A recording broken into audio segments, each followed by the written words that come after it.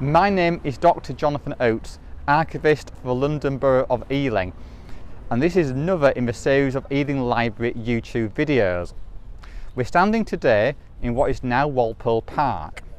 It was originally the country estate to various owners of Pitshanger Manor House, including John Soane and others in the 19th century.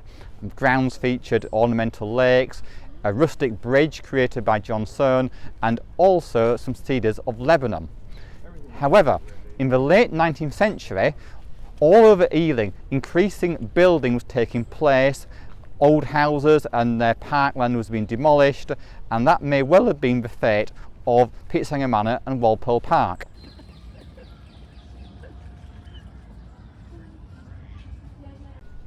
At the end of the 19th century, Sir Spencer Walpole, former Home Secretary and MP, and the owner of Walpole Park and Pitshanger Manor, was very concerned about the building work that was taking place all over Ealing. And according to Charles Jones was the Borough Surveyor to Ealing Council, he and Walpole had a conversation about the problem. And Walpole said to Jones, "Well, what would you do about it?" And Jones said, "Buy it as a park for the people, sir."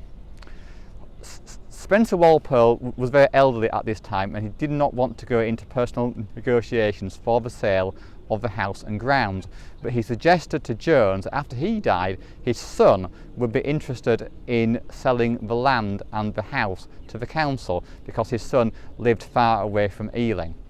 In 1898, Spencer Walpole died and his son took over the ownership of house and grounds, and in the following year Ealing Council agreed to buy the house and grounds for the large sum of £40,000.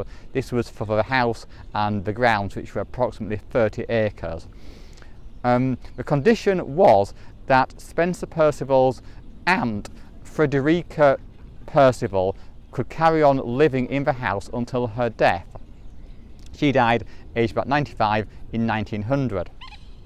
And it was in 1901, on the 1st of May, that Lord George Hamilton, Secretary of State for India and Ealing's MP at the time, opened the house and grounds to the general public, at which the local newspaper was rather critical, saying that the council had owned the house and grounds for 2 years and had done virtually nothing except to put a few footpaths into the grounds.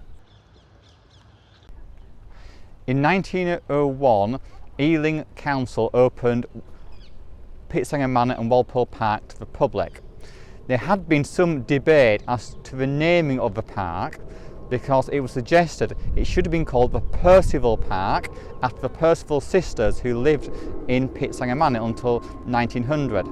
But since it had been owned by the Walpole family, it was called Walpole Park. Over the years, many things have happened in this park.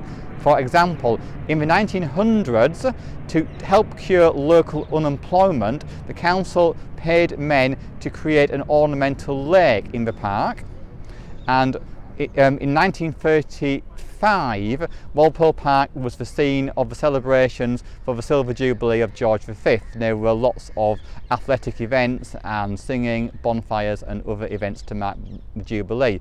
The park has also been used for other events in more recent years. For example, it is the location of the Ealing Festival from the 1980s, which started off as Ealing Jazz Festival, but now incorporates classical music, beer festival and other events as well. There are also other plaques in the park. One is a plaque that was put up in 1998 to the Windrush and also to the abolition of slavery. Walpole Park is used by many people, residents and workers, as a place to relax, especially in the summer months. Please remember to like this video, to subscribe to the channel and to write your comments below. Thank you.